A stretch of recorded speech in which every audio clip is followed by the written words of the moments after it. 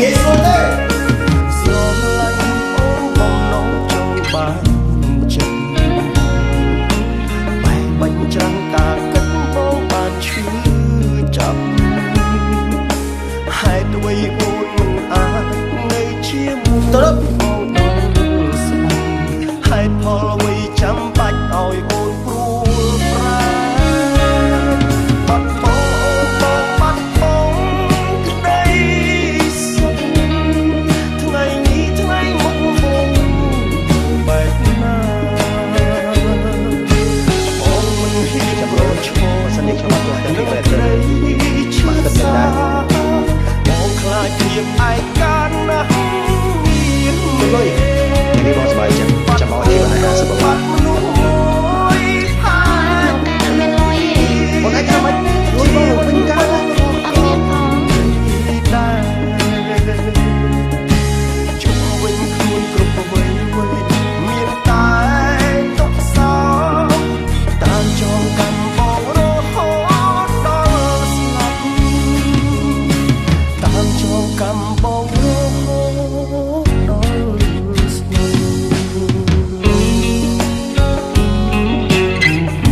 ម៉ាក់គួរចឹងដាក់ខ្ញុំស្មានខ្ញុំព្រមចាញ់ម៉ាក់អីទោះបីជាម៉ាក់ឲ្យលុយខ្ញុំចាយខ្ញុំអាចរកលុយចាយខ្លួនឯងបាន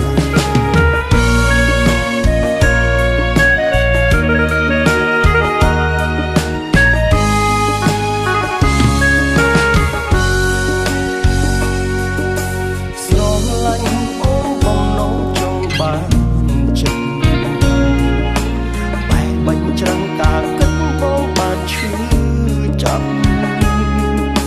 ហេតុអ្វីអូនមិនអាចនៅជាមួយបងដល់ស្មោះ